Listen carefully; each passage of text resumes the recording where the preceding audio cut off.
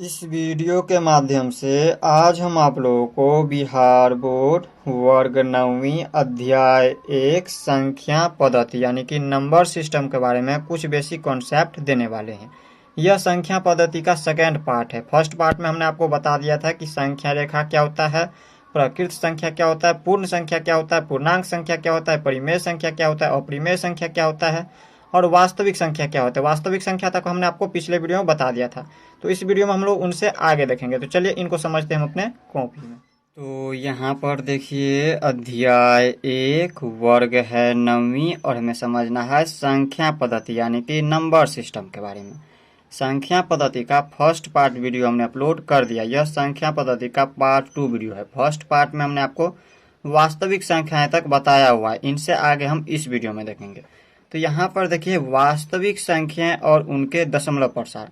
वास्तविक संख्याएं क्या होती है इनके बारे में हमने आपको पिछले वीडियो में बताया हुआ है। तो समझिए वास्तविक संख्या क्या होती है।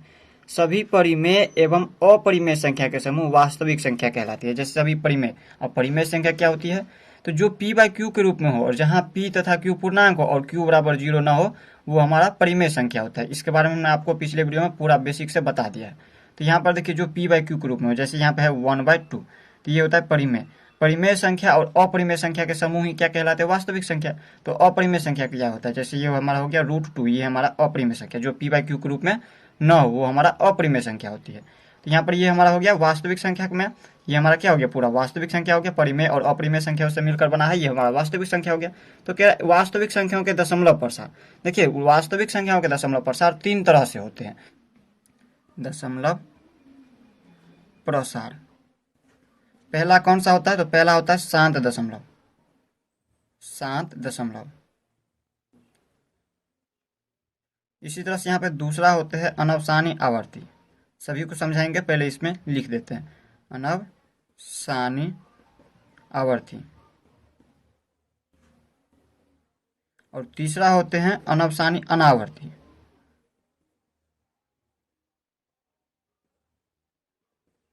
अनावर्ती।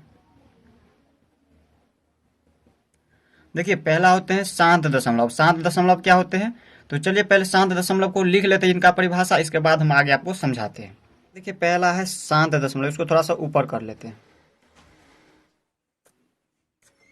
देखिए पहला है शांत दशमलव। शांत दशमलव क्या होती है, ऐसी परिमेय संख्या जिसमें q से p में भाग देने पर शेषफल शून्य हो जाता है, शांत दशमलव कहलाते हैं। जैसे यहाँ पर समझिए परिमेय संख्या p बाई क्यू के रूप में होता है, तो p बाई क्यू के रूप में एक परिमेय संख्या ले लीजिए। जैसे हम यहाँ पर ले लिए 1/2, ये क्या है, एक परिमेय संख्या है।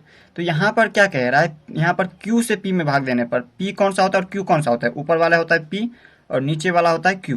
तो इस q से यानी कि 2 से, इस 2 से हम अगर 1 में भाग दें, p में भाग दें, p यहाँ पर कितना है, 1 है, तो 1 में अगर हम भाग दें, यहाँ पर भाग देने पर शेषफल इनका शून्य प्राप्त हो, तो ये हमारा शांत दशमलव कहलाएगा। जैसे यहाँ पर समझिए, इसमें हम यहाँ पर 2 से हम 1 में भाग देंगे तो नहीं लगेंगे, तो हम क्या करेंगे, अपना मन से शून्य लगाएंगे। यहाँ पर क्या लगाएंगे, इसका मतलब ये नहीं कि शून्य की जगह पर हम 1 लगा दे, 2 लगा दे। हमेशा याद रखना है, अगर कोई संख्या न और उसको हमें काटना है दशमलव प्रसार में, तो हम उसमें क्या करते हैं, ऊपर आगे कुछ भी संख्या हो और नहीं कट रहा हो तो हम शून्य लगा देते हैं। तो शून्य लगाएंगे तो ऊपर क्या करेंगे, हम यहाँ पर एक बार शून्य लगा करके दशमलव दे देंगे। अब देखिए यहाँ पर हम 2 से काटेंगे 10 को, तो 2 5 6 के 10, ये 5 बार में 10 कट गया, तो ये आ गया कितना, 10 में से 10 घट गया तो शून्य प्राप्त हुआ। तो यहाँ पर देखिए इनका शेषफल कितना आ रहा है, शून्य आ रहा है। तो ये जो दशमलव प्रसार आया 0.5, ये कौन सा होगा, शांत दशमलव होगा। तो इस तरह से आप लोग समझ गए शांत दशमलव। अब यहाँ पर दूसरा एक उदाहरण ले लेते हैं। जैसे यहाँ पर हम ले लेते हैं 7/8।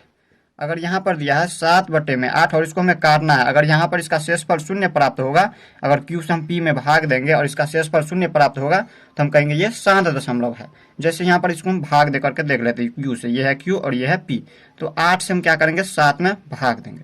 7 में भाग दे करके देख लेते हैं। देखिए 8 ज्यादा है और 7 कम है, तो हम क्या करेंगे, अपना मन से एक शून्य लगाएंगे। तो शून्य लगाए तो इसके लिए हम यहाँ पर क्या करेंगे, एक शून्य डाल करके दशमलव लगा देंगे। अब इसको थोड़ा सा ऊपर कर लेते हैं। तो यहाँ पर हम क्या करेंगे इसमें, तो यहाँ पर देखिए 8 से अब लगाएंगे 70 में भाग, तो यहाँ पर 8 का 64, 70 तो है नहीं 8 की पहाड़ा में, तो उससे कम है 64 8 बार में, तो यहाँ पर लगा दिया 64। 70 में से 64 को घटाएंगे तो कितना आ जाएगा, यहाँ पर 6 आ जाएगा।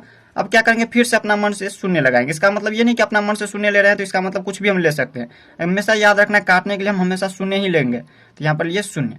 अब फिर से यहाँ पर 8 सत्ते के 56, 60 नहीं है तो उससे कम है 56 8 के पारा में। तो 8 सत्ते के 56, इसमें देखिए यहाँ पर 60 में से हम 56 को घटाएंगे तो यहाँ पर हो गया 4। अब अपना मन से फिर से एक शून्य लगा लीजिए। तो यहाँ पर देखिए 8 पच्चे के 40, 8 पंचे के 40, ये पूरा पूरी अब कट चुका है। ये पूरा पूरी देखे तो कट चुका है। शेषफल इसका शून्य प्राप्त हो रहा है। शेषफल क्या आ रहा है, शून्य आ रहा है। तो ये जो हमारा दशमलव प्रसार, ये हमारा कौन सा होगा, शांत दशमलव होगा। तो इस तरह से आप लोग समझ गए होंगे शांत दशमलव क्या होता है। अब देख लेते हैं दूसरा है क्या, अनवसानी आवर्ती। दूसरा नंबर है अनवसानी आवर्ती। अनवसानी आवर्ती, अनवसानी का मतलब होता है अशांत, आवर्ती यानी कि बार बार जो आ रहा है। ऐसी परिमेय संख्या जिसमें Q से P में भाग देने पर कुछ चरणों के बाद शेष की पुनरावृत्ति होने लगती है, अर्थात दशमलव प्रसार जारी रहता है, अनवसानी आवर्ती कहलाती है। जैसे यहाँ पर समझिए क्या कह रहा है, ऐसी परिमेय संख्या, कोई एक परिमेय संख्या लीजिए। जैसे हमने यहाँ पर ले लिया परिमेय संख्या 10/3। ये क्या है हमारा 10/3 एक परिमेय संख्या है। और इसमें क्या कह रहा है, Q से P में भाग देने पर, यहाँ पर ये हमारा Q और ऊपर वाला होता है हमेशा P, इसे आप लोगों को याद रखना है। तो Q से यानी कि 3 से भाग देने पर यहाँ पर P में, P क्या है 10 है, तो 10 में भाग देने पर कुछ चरणों के बाद जो है शेष की पुनरावृत्ति होने लगती है। तो ये हमारा कौन सा होता है, पुनरावृत्ति होने लगती है। अर्थात या इस तरह से समझ सकते हैं कि दशमलव प्रसार अगर जारी रहता है तो कहेंगे हम अनवसानी आवर्ती है ये। तो जैसे यहाँ पर देखिए 3 से अगर हम 10 में भाग देते, 3 तिहाई के 9। अब देखिए 10 में से 9 को घटाएंगे तो 1, शेषफल इसका कितना आ रहा है, 1 आ रहा है। और यहाँ पर क्या करेंगे, ये पूरा पूरी कट नहीं रहा है तो हम अपना मन से क्या करेंगे, एक शून्य लगाएंगे। और यहाँ पर शून्य लगाए तो यहाँ पर क्या करेंगे, दशमलव लगा देंगे। फिर देखिए 3 तिहाई के 9, 9 आ गया। फिर से यहाँ पर देखिए 10 में से 9 को घटाते हैं 1, अपना मन से एक शून्य लगाइए, 3 तिहाई के 9। फिर 10 में से 9 को घटाएंगे तो 1, फिर 3 तिहाई के 9, यहाँ पर घटाए तो 1। यानी कि यहाँ पर देखिए इनका शेष की पुनरावृत्ति होने लगती है। शेष जो है बार बार आ रहा है। शेष पर यहाँ पर देखिए 1 बार बार आ रहा है, 1 1 और 1। इसी तरह से आगे कहीं तक ले, कितना भी आगे ले जाएंगे तो ये 1 कभी भी नहीं कटेगा। तो यहाँ पर हम देख रहे हैं कि शेष की पुनरावृत्ति होने लगती है, या फिर आप इस तरह से समझ सकते हैं दशमलव प्रसार, ये जो दशमलव प्रसार है ये जारी रहता है। यानी कि ये बार बार आ रहा है 3, ये 3 बार बार आ रहा है, अनंत तक जाएगा, ये कभी भी नहीं कटेगा आपस में। तो यहाँ पर ये हमारा कौन सा अनवसानी आवर्ती होगा, ये कौन सा होगा, तो अनवसानी आवर्ती होगा। इस तरह के दशमलव प्रसार को हम क्या कहते हैं, अनवसानी आवर्ती कहते हैं। जैसे यहाँ पर देखिए 3.333 ये बार बार आ रहा है तो हम इसको इस तरह से भी लिख सकते हैं 3.3 और इस पर हम बार लगा देंगे, यानी कि दंड लगा देंगे। अब इसका मतलब क्या है, तो यहाँ पर दंड लगाने का मतलब है, यानी कि बार लगाने का मतलब है ये 3 जो है बार बार आ रहा है, यानी कि ये बहुत बार अनंत तक जाएगा। 3 जो है यहाँ पर बार लगा देंगे जब भी, तो आप लोग समझ जाइएगा ये जो है अनंत तक जाएगा, यानी कि बहुत आगे तक जाएगा ये 3। तो इस तरह से आप लोग समझ गए होंगे अनवसानी आवर्ती क्या होता है। इसमें आप लोगों को एक बात और याद रखना है कि शांत और अनवसानी आवर्ती जो है परिमेय संख्या होती है, इसे आप लोगों को याद रखना है। परिमेय संख्या में जो है आता है दोनों, परिमेय संख्या में जो है परिमेय संख्या में जो है ये दोनों आता है। पहला आता है शांत दशमलव और दूसरा आता है यही अनवसानी आवर्ती, अनवसानी आवर्ती। आप लोगों को याद रखना है, अगर यहाँ पर शांत दशमलव प्रसार आ रहा है, किसी का भी अगर दशमलव शांत आ रहा है तो समझ जाइए वो परिमेय संख्या है, या फिर अगर इस तरह से आ रहा है तो भी समझ जाइए वो हमारा परिमेय संख्या है। अब हम समझ लेते हैं तीसरा नंबर। अब देखिए तीसरा नंबर है अनवसानी अनावर्ती। दूसरा नंबर था अनवसानी आवर्ती और ये है अनवसानी अनावर्ती। अनवसानी यानी कि अशांत अनावर्ती। अपरिमेय संख्याओं का दशमलव प्रसार अनवसानी अनावर्ती होती है, इसे आप लोगों को याद रखना है। कौन सी यहाँ पर संख्या दिया हुआ है, अपरिमेय संख्या होगा। अपरिमेय संख्या जैसे कोई ले लीजिए जो p/q के रूप में न हो, हमारा होता है अपरिमेय संख्या, जैसे √2 है। तो इनका जो है यहाँ पर दशमलव प्रसार जो आएगा वो हमारा क्या होगा, अनवसानी अनावर्ती होगा। जैसे यहाँ पर देखिए यहाँ पर जो है जो √2 का यहाँ पर देखिए इसका दशमलव प्रसार देखिए, दशमलव देखे तो यहाँ पर देखिए ये हमारा अनवसानी अनावर्ती है। यहाँ पर देखिए कभी भी ये दशमलव देखिए 1.4142, यहाँ पर देखिए कोई भी संख्या ऐसा नहीं है जो बार बार आए। जैसे यहाँ पर अगर हमें इस तरह से रहता 414 के बाद फिर से आता 414 तो हमारा ये होता, हमारा क्या होता, अनवसानी आवर्ती होता। लेकिन यहाँ पर देखिए तो कोई भी संख्या एक जैसे दोबारा नहीं आ रहा है। देखिए यहाँ पर 414 नहीं आया, फिर 2 1 3 5 6 2, यानी कि अलग अलग संख्या बार बार आ रहा है, एक ही संख्या बार बार नहीं आ रहा है। तो इस तरह की संख्या को हम क्या कहते हैं? अनवसानी अनावर्ती कहते हैं। ये हमारा अपरिमेय संख्या होती है।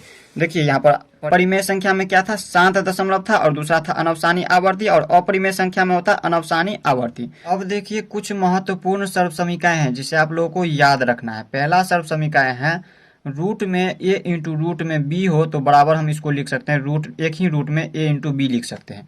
जैसे इसको हम उदाहरण से समझते हैं। अगर इस तरह से दिया हो रूट में अगर 3 है और इस तरह से रूट में दिया है 5, तो हम इसको एक ही रूट में लिख करके इसको हल कर सकते हैं। अगर यहाँ पर इस तरह से यहाँ पर समझना है आप लोगों को, a और b अलग अलग संख्या है। यहाँ पर देखिए ये हमारा a अलग है और b अलग, तो यहाँ पर a अलग संख्या लिए, b अलग ले लिए है। तो यहाँ पर इस तरह से दिया हो तो हम इसको एक ही रूट में लिख सकते हैं a b को। ठीक इसी प्रकार इसमें भी यहाँ पर a की जगह पर 3 है और b की जगह पर 5 है, तो इनको एक ही हम यहाँ पर लिख देंगे, एक ही रूट में 3 जो है ये गुना है, 3 गुने हम 5 इस तरह से लिख सकते हैं। जब इसको हल करेंगे तो 3 5 6 15 इस तरह से इसका आंसर आएगा। तो इसे आप लोगों को याद रखना है। इसी तरह से यहाँ पर अगर इस तरह से दिया हो सर्वसमीका है, अगर रूट में दिया हो a और बट्टे में दिया हो रूट में b, यहाँ पर ये रूट a बट्टे रूट b अगर इस तरह से दिया हो तो एक ही रूट में हम लिख सकते हैं a बट्टे b को। जैसे यहाँ पर दिया हो रूट में दिया है 15 और बट्टे में रूट में दिया है 5, इस तरह से दिया है तो हम एक ही रूट में इन दोनों को लिख सकते हैं 15 बट्टे में 5, एक ही रूट में इन दोनों को लिख सकते हैं। इसे आप लोगों को याद रखना है। अगर इसको हम काट दें, 5 से काटेंगे 5 दिया के 15, तो रूट में कितना आ जाएंगे? 3। ये हो जाएंगे इनका आंसर। तो इस तरह से आप लोग दूसरा सर्वसमीकाएं भी समझ गए होंगे। अब हम देख लेते हैं इसी तरह से तीसरा। देखिए तीसरा सर्वसमीकाएं है root a plus root B into root a minus root b बराबर होता है a माइनस बी। इसे आप लोगों को याद रखना है। अगर ये याद नहीं रहता है आप लोगों को तो पिछला सूत्र आप लोगों को याद होगा। अगर यहाँ पर इस तरह से दिया हो, ये देखिए a की जगह पर है और ये प्लस बी की जगह पर, ये a की जगह पर और ये माइनस बी की जगह पर, इनका सूत्र होता है a plus b into a minus b का सूत्र क्या होता है? ये तो आप लोगों को याद होगा, ए स्क्वायर माइनस बी स्क्वायर, ये स्क्वायर माइनस बी स्क्वायर का सूत्र होता है। अगर ये सूत्र याद ना हो तो आप इस पर भी निकाल सकते हैं, और अगर ये याद नहीं हो तो इस पर निकाल सकते हैं। दोनों में से किसी एक को याद कर लीजिए।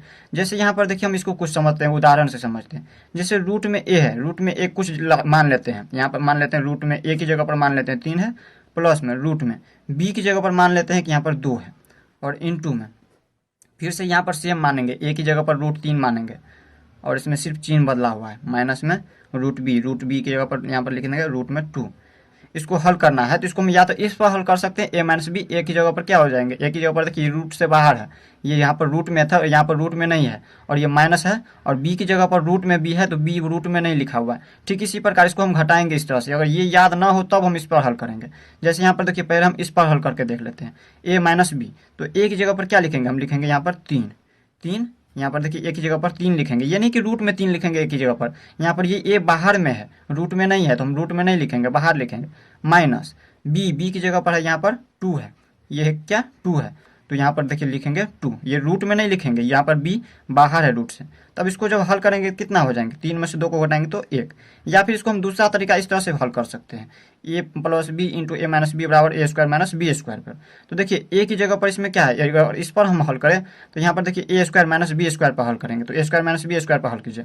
ए स्क्वायर की जगह पर कितना हो जाएंगे? इसमें रूट 3 का स्क्वायर हो जाएंगे, रूट 3 का स्क्वायर। अगर इन सूत्रों पर हल करते तब तो ए स्क्वायर की जगह पर रूट 3 का स्क्वायर और माइनस बी स्क्वायर की जगह पर क्या हो जाएंगे? रूट 2 का स्क्वायर हो जाएंगे, रूट 2 है बी की जगह पर, रूट 2 का स्क्वायर। और जब इसको हल करेंगे तो कितना हो जाएंगे? रूट 3 का स्क्वायर कितना हो जाएंगे? 3 हो जाएंगे, माइनस रूट 2 का स्क्वायर 2 हो जाएंगे, और इसको हल करेंगे तो कितना हो जाएंगे? 1। अब कहिएगा यहाँ पर रूट 3 का स्क्वायर 3 कैसे होता है? तो इसे आप लोग को याद रखना है। जैसे यहाँ पर रूट 3 है तो रूट 3 को हम इस तरह से लिख सकते हैं, स्क्वायर है इसका, तो रूट 3 गुने रूट 3। और ये हमें पता है, ए बी हमें पता है, जब रूट में अलग अलग रूट में हो तो हम इसको एक ही रूट में लिख करके गुना कर सकते हैं। 3 इंटू 3 बराबर, इसको गुना करेंगे तो 3 तिया के 9 हो गया। तो यहाँ पर देखिए यहाँ पर ये रूट में होगा ना, तो इसका जब यहाँ पर वर्गमूल तोड़ते हैं तो कितना आता है? 3 आता है। ठीक इसी प्रकार इसमें लिख दिए यहाँ पर 3, इसको डायरेक्ट कर दिए हैं रूट का स्क्वायर। यहाँ पर देखिए रूट 3 का स्क्वायर 3 लिखे हैं, रूट 2 का स्क्वायर 2, रूट 9 का स्क्वायर यहाँ पर देखिए वर्गमूल तोड़ते हैं तो 3 आता है, तो ये 3 लिख दिए। तो यहाँ पर अगर आप लोगों को ये याद ना हो, अगर ये सूत्र याद ना हो तो पिछला सूत्र आप लोगों को याद होगा, ए plus b into a minus b बराबर होता है ए स्क्वायर माइनस बी स्क्वायर। और अगर ये भी नहीं याद हो तो डायरेक्ट इसको याद कर लीजिए, ए माइनस बी। अगर इस तरह से सब समीकरण दिया हो तो इसको क्या करना है? इस तरह से हल कर देना है। तो आप लोग तीसरा समझ गए होंगे। अब हम देख लेते हैं चौथा सर्वसमीकरण। देखिए चौथा सर्वसमीकरण है यहाँ पर a plus root B into a minus root b. ये भी उसी प्रकार से आ रहा है।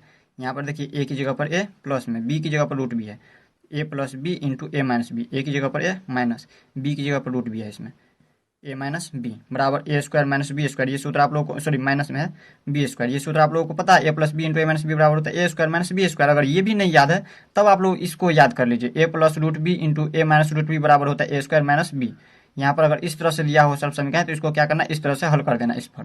तो जैसे यहाँ पर देखिए ए की जगह पर मान लेते हैं कुछ दिया हुआ है, ए की जगह पर मान लेते हैं कि 3 दिया है, 3 पहले हम इस पर हल कर लेते हैं इस सब समीकरण पर, इसके बाद हम इस पर देख लेंगे। तो यहाँ पर देखिए ए की जगह पर 3 है, प्लस में रूट में है तो रूट में लगाइए, और बी की जगह पर कुछ दे दीजिए, जैसे यहाँ पर रूट की जगह पर हम यहाँ पर बी की जगह पर 5 दे दिए, और इंटू में है तो इंटू में लगा दिए।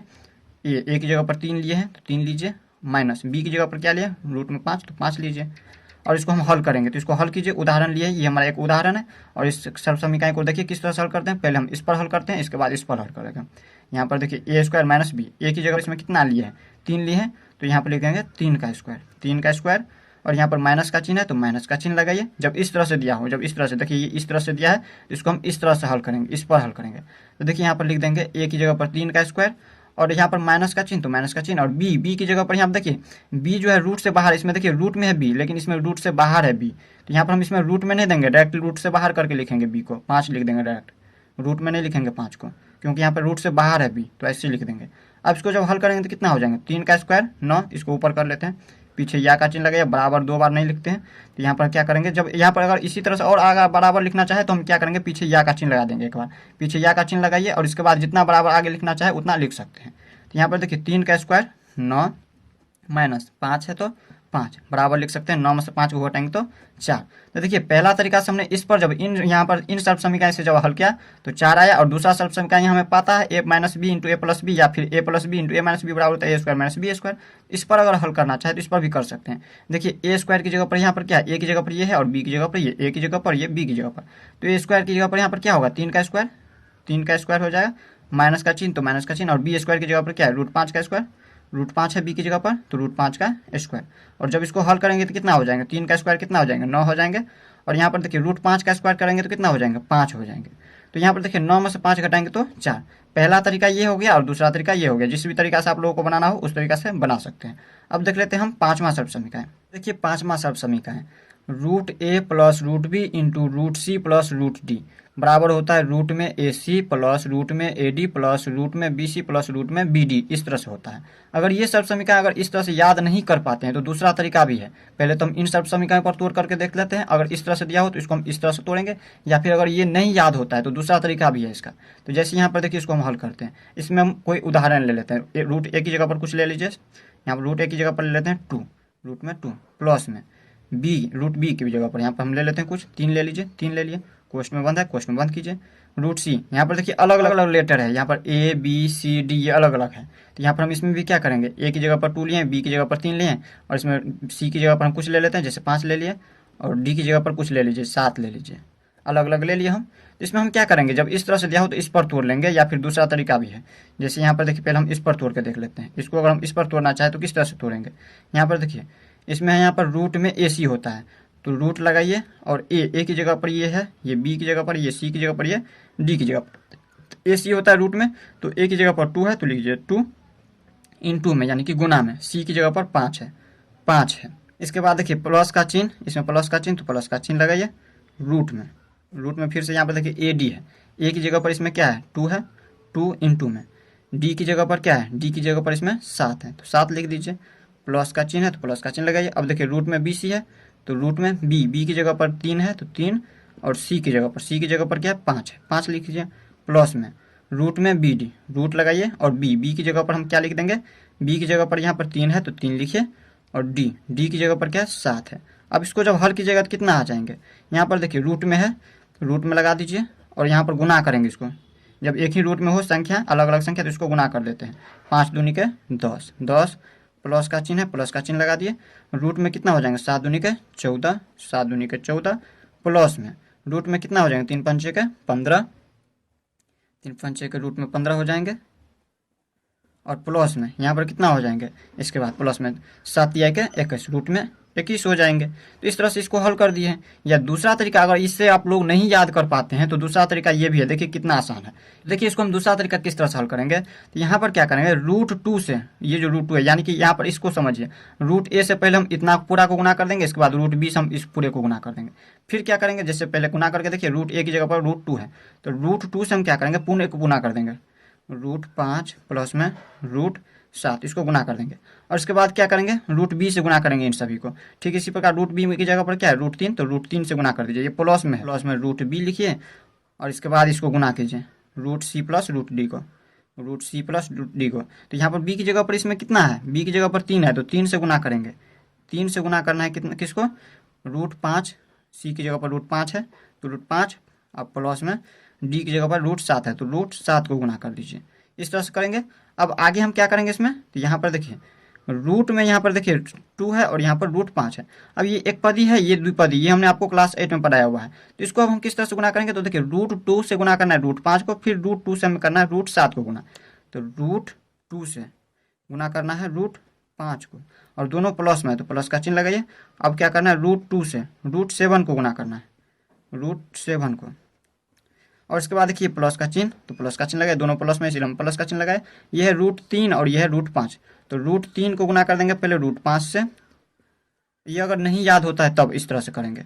और इसके बाद देखिए प्लस प्लस प्लस का चिन्ह, और √3 से गुना करेंगे √7 को, √3 से गुना कर देंगे √7 को। अब इसको हल कीजिए, हल कीजिएगा तो उतना ही आएंगे। देखिए जब अलग अलग रूट में होता है, ये ए की जगह पर, ये बी की जगह पर, हम क्या करते हैं, एक ही रूट में लिख करके और गुना कर देते हैं। तो एक ही रूट लिखिए और इसमें दोनों संख्याओं को गुना कर दीजिए, 5 दूनी के 10 हो गया, प्लस का चिन्ह रूट में लगाइए, दोनों अलग अलग संख्या, इसको गुना कर लीजिए, 7 दूनी के 14, प्लस में 3 पंचे के 15, अलग अलग संख्या है और एक ही रूट में इनको लिख दिया, प्लस एक ही रूट में 7 दिया के 21। तो यहाँ पर देखिए जिस तरह से यहाँ पर आंसर आया उसी तरह से इसमें भी आंसर आ गया। तो आप लोग समझ गए होंगे ये भी। अब हम देख लेते हैं छठी नंबर। देखिए छठी सर्व समीकरण है √a प्लस √b का होल स्क्वायर बराबर a plus 2 √ab plus b। अगर ये सर्व समीकरण अगर याद कर लेते तो ठीक है, इतना बराबर इतना होता है, अगर याद है तो ठीक है। अगर नहीं याद कर पाते हैं तो आप लोगों को पिछला सर्व समीकरण एक याद होगा, यानी कि सूत्र याद होगा, a की प्लस b का होल स्क्वायर बराबर होता है a square plus 2ab plus b square. तो इस पर भी हल कर सकते हैं अगर ये याद है तो। देखिए ये a की जगह पर √a है और b की जगह पर रूट में b है, और इन दोनों का होल स्क्वायर, तो इसमें भी होल स्क्वायर, इस तरह से है। तो यहाँ पर अगर इस पर हल करना चाहे तो ये याद होता है तो इस पर या हल कीजिए, अगर नहीं याद रहता है ये सूत्र तो आप इस पर भी हल कर सकते हैं। तो पहले हम इस पर देख लेते हैं, इसके बाद इस पर देख लेंगे। तो यहाँ पर देखिए इसमें कुछ उदाहरण ले लीजिए, जैसे यहाँ पर रूट में a की जगह पर लेते हैं 3 प्लस रूट में b की जगह पर कुछ ले लीजिए, तो हम 5 ले लेते हैं b की जगह पर, और इन दोनों का होल स्क्वायर। तो इसको हम किस तरह से तोड़ेंगे, तो यहाँ पर हम इसमें इस तरह से तोड़ सकते हैं या फिर इस तरह से तोड़ सकते हैं। यहाँ पर देखिए अगर इस तरह से तोड़ना चाहे तो a है, ये a रूट में नहीं है तो हम a की जगह पर ये है और b की जगह पर ये है, तो रूट से बाहर करके इसको लिखेंगे। यहाँ पर लिख देंगे 3, प्लस में 2 है तो 2 लिख दीजिए, और रूट में a भी है तो रूट में a की जगह पर 3 है और b की जगह पर 5 है, ये गुना में होगा, प्लस b है तो b की जगह पर क्या है, यहाँ पर रूट में नहीं लिखना है, ये हमारा रूट से बाहर है b, तो इसमें b की जगह पर रूट से बाहर करके 5 को लिख देना है, रूट से बाहर करके लिख दिए। अब देखिए यहाँ पर ये प्लस में और ये भी प्लस में, ये दोनों प्लस में, तो 5 और 3 8 और प्लस का चिन्ह, और ये दोनों एक साथ लिख दीजिए इनको, यहाँ पर 2 और यहाँ पर इन दोनों को गुना कर दीजिए, एक ही रूट में है अलग अलग संख्या तो इसको गुना कर देंगे, 3 पंचे के 15, ये 15, यही हो गया इसका आंसर। तो यहाँ पर इस तरह से हल किए, और दूसरा तरीका इस तरह से भी हल कर सकते हैं, इस पर a square plus 2ab plus b square पर, इस पर अगर हल करना चाहे तो भी उतना ही आंसर होगा। देखिए a स्क्वायर की जगह पर क्या होगा, √3 का स्क्वायर, √3 का स्क्वायर प्लस 2ab, 2a की जगह पर √3 है इंटू में b की जगह पर √5 है, प्लस b स्क्वायर की जगह पर √5 का स्क्वायर, √5 का स्क्वायर। जब इसको हल करेंगे तो देखिए उतना ही आएगा। यहाँ पर देखिए √3 का स्क्वायर 3 प्लस में 2 इंटू, और देखिए ये अलग अलग रूट में है तो एक ही रूट में लिख करके इनको गुना कर सकते हैं, 3 पंचे के 15 और प्लस में √5 का स्क्वायर 5। अब देखिए ये दोनों प्लस में, 5 प्लस में और ये 3 प्लस में, पीछे कुछ भी नहीं, इसका मतलब प्लस में, तो इन दोनों को जोड़ देंगे तो 5 3 8 प्लस में 2 इंटू यहाँ पर देखिए रूट में 15। इस तरह से आ गया इसका भी आंसर। इस तरह से यहाँ पर जिस तरह से चाहे उस तरह से हल कर सकते हैं। तो इस तरह से हमने 6 सर्व समीकरण देख लिया। अब हम देख लेते हैं इनसे आगे। अब देखिए लास्ट है वास्तविक संख्याओं के घातांक नियम। अब हम समझते हैं वास्तविक संख्याओं के घातांक नियम के बारे में। देखिए वास्तविक संख्याओं के घातांक नियम अगर इस तरह से दिया हो, a की घात p इंटू क्यू, a की घात q, अगर इस तरह से दिया हो, देखिए नीचे वाले को हम कहते हैं आधार, ये जो ए है ये आधार हो गया दोनों में, ये दोनों ए है तो ये दोनों आधार हो गया।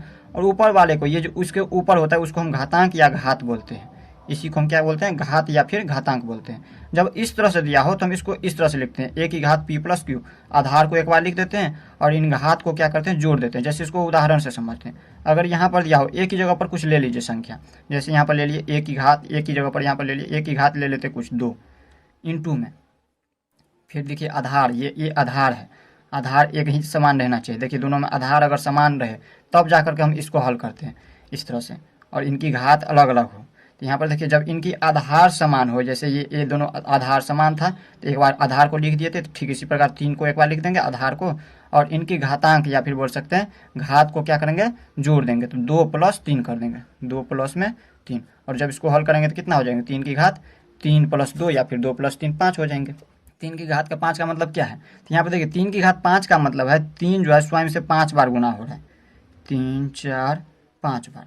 यहाँ पर देखिए 3 की घात 5 का मतलब है 3 जो है स्वयं से 5 बार गुना हो रहा है, 1 2 3 4 5 बार। और इसको गुना करिएगा तो कितना आ जाएंगे, 3 तिया 9 तिया 27 तिया 81 81 तिया 243, ये हो गया इसका आंसर। इसी तरह से यहाँ पर है दूसरा घातांक नियम समझिए, अगर इस तरह से लिया हो ए की घात पी और इसके घात क्यू, देखिए यहाँ पर ए की घात में है और इसके भी घात में ये, तब हम क्या करते हैं, इसके आधार, ये नीचे वाला आधार होता है तो आधार को एक बार लिख देते हैं और इन दोनों घात को हम क्या करते हैं, गुना कर देते हैं आपस में। जैसे इसको उदाहरण से समझिए, अगर यहाँ पर इस तरह से दिया हो, आधार की जगह पर 3 ले लेते हैं और पी की जगह पर मान लेते हैं कुछ ले लेते हैं 2 ले लेते हैं, और इन सभी का घात में मान लेते हैं 3 है, तो इसको हम किस तरह से लिखेंगे, यहाँ पर देखिए आधार को एक बार वैसे ही लिख देंगे और इन दोनों घात को हम क्या करेंगे, गुना कर देंगे। 3 को 2 से गुना कर देंगे, 3 दूनी के 6, और 3 की घात 6 का मतलब क्या है, 3 जो है स्वयं से 6 बार गुना हो रहा है। तो इस तरह से आप लोग ये समझ गए होंगे दूसरा नंबर। अब देख लेते हैं तीसरा नंबर। अब तीसरा समझिए, तीसरा घातांक नियम समझिए, अगर इस तरह से लिया हो ए की घात पी बट्टे में ए की घात क्यू, तो हम क्या करते हैं, आधार को, ये दोनों नीचे वाला क्या होता है, हमेशा आधार होता है, तो आधार को एक बार लिख देते हैं और इनके ऊपर वाले घात में से नीचे वाले घात को क्या करते हैं, घटा देते हैं। पी में से हम क्यू को घटा देंगे। जैसे इसको उदाहरण से समझिए, यहाँ पर ले लेते हैं आधार 3 ले लेते हैं और इसके घात में कुछ ले लीजिए, जैसे हम ले लिए 5, और बट्टे में एक की जगह पर यहाँ पर देखिए आधार 3 लिए, तो यहाँ पर भी दोनों आधार क्या है, दोनों समान है, तो आधार जब समान रहे और इनकी घात अलग अलग हो और वो बट्टे में हो, तो हम क्या करते हैं, ऊपर वाले घात में से नीचे वाले को घटा देते हैं। आधार को एक बार लिख देते हैं इस तरह से, और ऊपर वाले घात में से नीचे वाले घात को घटा देते हैं। 5 में से हम 3 को घटाएंगे तो 2, एक बार इस तरह से लिख दीजिए या फिर डायरेक्ट घटा देते हैं हम। 5 में से 3 को घटाएंगे तो 3 की घात 3 हो जाएंगे, और 3 की घात 3 का मतलब होगा 3 जो है स्वयं से 3 बार गुना हो रहा है, 3 तिया 9 तिया 27 का आंसर हो गया। अब इसी तरह से यहाँ पे है चौथा, यहाँ पर घातांक नियमन हो गया, अगर इस तरह से दिया हो ए की घात पी गुने पी की घात पी, तो हम क्या करते हैं, इन दोनों के आधार को हम क्या करते हैं, गुना कर देते हैं। देखिए जब दोनों के आधार अलग अलग हो और घात अगर समान हो तो हम क्या करते हैं, आधार को गुना कर देते हैं और इनकी घात को वैसे ही लिख देते हैं। जैसे यहाँ पर देखिए, इसको उदाहरण से समझते हैं, अगर मान लेते हैं कि यहाँ पर आधार है इसका 2 3 और गुना में लिखते हैं 2 और इनकी घात समान है, मान लेते हैं कि 3 दोनों का घात है, इस तरह से दिया हो तो हम इसको किस तरह से हल करेंगे। यहाँ पर देखिए इन दोनों के आधार को हम क्या करेंगे, गुना कर देंगे। ये 3 को 2 से गुना कर देंगे, ये ए की जगह पर ये बी की जगह, 3 दूनी के 6, और इसके बाद क्या करेंगे, इनकी घात को, ये जो घात है इनको वैसे ही लिख देंगे। 3 है तो 3 लिख दीजिए। जैसे 6 की घात 3 का मतलब क्या है, 6 जो है स्वयं से 3 बार गुना हो रहा है। 6 की घात 3 का मतलब क्या है, 6 जो है स्वयं से 3 बार गुना हो रहा है, और 6 को 6 से गुना कीजिए 36, और 36 को फिर 6 से गुना कीजिए तो कितना आ जाएंगे, 36 6 के शायद 216 होता है, तो लिख दीजिए 216। आप लोग गुना करके देख लीजिए कितना होता है। तो यहाँ पर इस तरह से हम लोग चौथा घातांक नियम भी समझ गए। अब पांचवा है, जो पांचवा लास्ट है, इसको आप लोग थोड़ा सा समझ लीजिए पांचवा क्या है। अगर पांचवा इस तरह से दिया हो, ए की घात अगर माइनस में m दिया हो तो हम इसको इस तरह से लिखते हैं 1 बट्टे में ए की घात m। इसको घातांक को जो है यहाँ पर माइनस में है तो इसको प्लस में लाने के लिए हम क्या करते हैं, 1 और बट्टे में इसको कर देते हैं, इसको बट्टे में लिख देते हैं। या फिर इस तरह से दिया हो और इसको ऊपर ले जाना हो तो ये माइनस में आ जाएगा। जब इस तरह से यहाँ पर दिया हो तो इस तरह से होगा, और जब इस तरह से दिया हो तो इस तरह से होगा। तो इसे आप लोग हमेशा याद रखना है। तो इस तरह से हमने यहाँ पर संख्या पद्धति का जितना भी कॉन्सेप्ट था हमने सब कुछ दे दिया है। तो मिलते हैं नेक्स्ट में, तब तक के लिए गुड बाय।